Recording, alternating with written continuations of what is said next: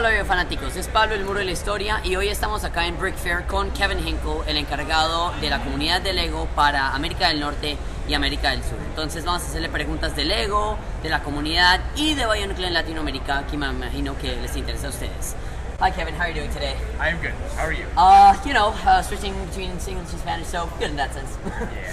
So, first question is, we started our channel about a year ago, and I think about 07, 08 when I got involved with the small and very budding Spanish-speaking Bionicle community online, and now it's grown much more. I think, YouTube channels, the availability of tablets and things like that. How do you think that maybe the general LEGO community, and if you can speak about it as well, the Bionicle community, has changed in general from Gen 1 in the beginning, Gen 2 in 06 and 07, and right now where it is in 2015 going into 2016? I think what's really interesting about the community overall, not to be too specific to a certain theme or a certain genre, is that you kind of go through waves with the community. So like generations, like you say, you have a generation of fans and then a new generation of fans, and it can be very cliquish. So you have your your cool kids over there and you jocks over there. But so it's really interesting for me to see the different generations of fans, and each generation is different. They have obviously different technologies available to them, or maybe they have different inspiration they can pull from that the last generation didn't. New events, new groups, new sites, new places to speak and engage with their fellow fans. So I think each generation, each wave of fans, teenage, adult age, children age, I think has continued to evolve. Yeah. And they kind of build on, I don't want to say successes or failures, but kind of build on what the last generation had. Right. One thing that really just blows me away is when I go to events and I see just a insane build that is intricate and just amazing. And then I find out that maybe it's been built by someone who's a little younger than I thought. I'm like, where's this 40-year-old that did this? And it's like, oh, he's actually 13 and he's right over there. But then when you speak to them about it, like, what was your inspiration? How did you come? They usually cite all of this wealth of inspiration from the adult fans from the last generation. Right. So for me, it's really cool to see it continue to evolve and grow and build on the last wave. And then for just kind of bring it back to Bionicle, it's been really exciting because we are in this kind of rebirth. Rebirth, this retelling, where we have stuff from the old but also stuff from the new. It's just kind of exciting. It's exciting to see kind of the old generation come back and go, hey, I remember that win. And some are embracing it, some are not, because they're kind of in the nostalgic and they're like, I want to stick with what I know, and that's okay. But then you have this whole new wave, these new kids, kind of the target LEGO market, that are buying these new Bionicle sets that never had the old ones. Right. That when you come back in 10 years from now, that's your new generation of teenage fans and adults. It's just really fascinating. It's kind of like, I kind of relate it to Star Wars. Right. There's always a new generation of Star Wars. There's always a new Star Wars thing, whether it's a cartoon, a TV series, a movie series, and it's a new generation of fans every time. And some will embrace, some won't. But it's really exciting. Definitely. And so it's definitely very interesting to see the community grow itself. And it's also very interesting, especially I think you can speak to the aspect of looking at Latin America in general as it grows. Because years ago, the possibility of having a lug in an area like that, non-existent. And now, a few months ago, you posted that blog entry about all the different lugs appearing, and actually some of our fans organized just a few months ago a big exhibition in Peru as well, which is really cool to see something like that. So as a community relations person, how has the growth in Latin America in terms of the fans and lugs and things like that, how has that been? It has been really, really cool to see. It definitely has grown. So when I took my role 4 years ago, there really wasn't anything in Central or South America. So, I kind of inherited the North American market, US and Canada, not even Mexico then. It was just US and Canada. Which was enough. Don't get me wrong, it was enough. It was a full workload, a full-time commitment. But then as the years went, really the only thing we had on the record was really Brazil. Brazil's been around for a while, Lug Brazil specifically. And then, they kind of inspired their neighboring group groups, Right. Chile, Peru, and they started to kind of pop up, and we've just exploded in the last year. Wow. Maybe 18 months. We've just exploded. So this year it has been exciting for me because we brought on 3 new LEGO user groups in Mexico. So Mexico never had any recognized LEGO user groups, and the one thing I want to be really careful about saying is that it's not that there's not fans there, that there's no fans. There's fans everywhere, but they haven't kind of organized themselves, kind of formed that group, kind of gone through the criteria that LEGO's kind of asking them to achieve that official recognition, be able to have a dialogue with us, be able to take advantage of the support programs. That's kind of what I'm thinking. So we had 3 come on for Mexico, which was really exciting because North America was finally complete. I'm like, this is the full North America. But we also, Lug Brazil still goes really strong.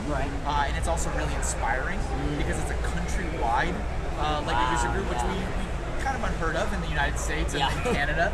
Not so much for my counterparts in Asia and Europe, but for me, it's kind of unheard of. And we also have a couple groups in Chile now. We have one. We have a couple now. We have a couple in Peru. We also have Guatemala. We have Panama.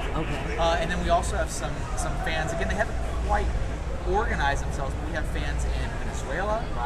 They're kind of talking and chattering, kind of getting in that groove. And then I think we're going to only see more as the hobby continues to kind of be center stage, the LEGO brand being center stage, and the movie and the documentary, and just no end of content online and all kinds of stuff.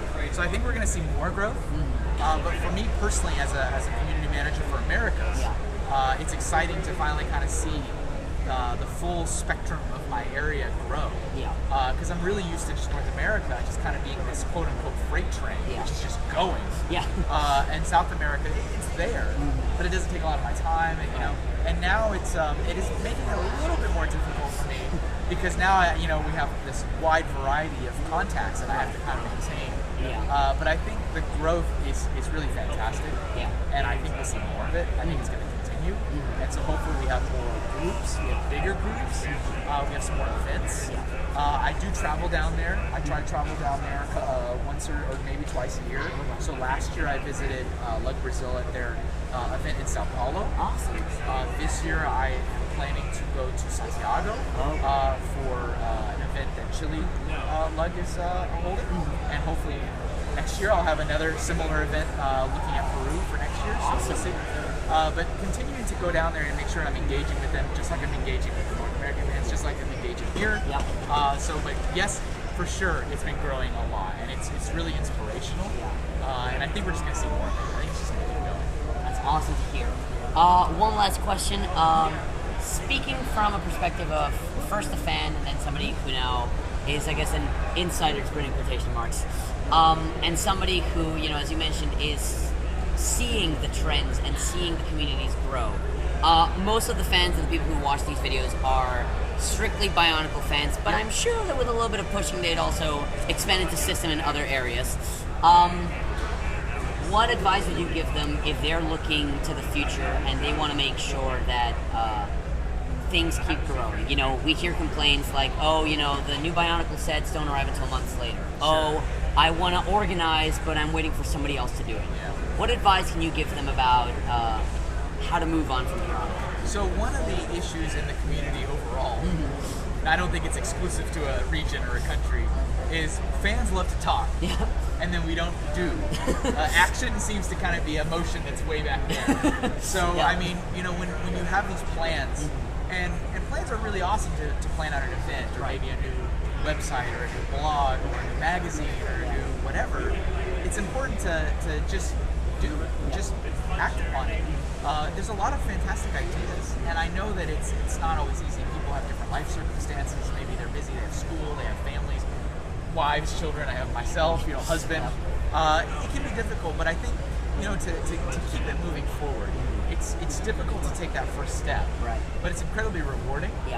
But don't always. One of the things I say a lot is don't always wait for LEGO to give that push, which is sometimes what a lot of the fans are looking for. Like, it'd be really cool if you guys released, X to help the community do Y. And it's like, well, what's stopping you guys from doing X? I mean, we are also a business and an organization, and we do definitely value the adult community, the teenage community. Hence why I exist and my position exists and my department exists. Yeah. But also, you know, we're not the primary business. We're selling boxes and sets to a target market. So we may not have budget or resources to do something for a community initiative. So, you know, my advice is to don't be afraid to move to that. You know, it's great to talk, but actually take the step. Yeah. Like, you know, you want to do an event, make the event happen. You know, and don't be afraid to fail. You know, there's been plenty of events in the past that have happened, and maybe they've had to move to a new location, a new venue, a new city. You know, and just don't be afraid. Because I think that's what holds a lot of people back. And I think that's just in general, right? With anything, any hobby, any passion, is that you have a lot of ideas and there's stuff going in your head, but you're maybe either afraid or nervous about actually just doing it. You know, and ask for help, right? We're all a community. Everyone's a community. Everyone has a common interest, a common love, whether that's construction or system or Lego in general. So, you know, be able to tap your fellow fans and say, hey, let's do this. Let's make this event here. You know, and it shouldn't be too far-fetched. But I mean, it's hard to do stuff on your own. But you know, prove that we have an incredible community. The Lego fan community is incredible. You know, and there's a lot of really incredible fan communities out there too for other different properties or movies or what have you. But I think we have a really special community, and so just don't be afraid to rally your troops and just move forward. And don't be afraid to fail. Just, you know, if the event doesn't work, so be it. If the blog doesn't work, if the magazine doesn't work, but try it. Give it a shot. Awesome. Well, thank you for that, because I know that as a community that's growing very rapidly, we'll hopefully have a lot of bright things to look for in the future. Thank you again, Kevin, so much for this. Absolutely. Bueno, si les gustó esto, estén sintonizados al canal. Vamos a tener más videos desde acá directo de Break Fair con más cosas, y luego vamos a volver a nuestros videos más aburridos que todo esto. Gracias, bello fanáticos, por ver nuestro video. Este fue Pablo. Chao, chao.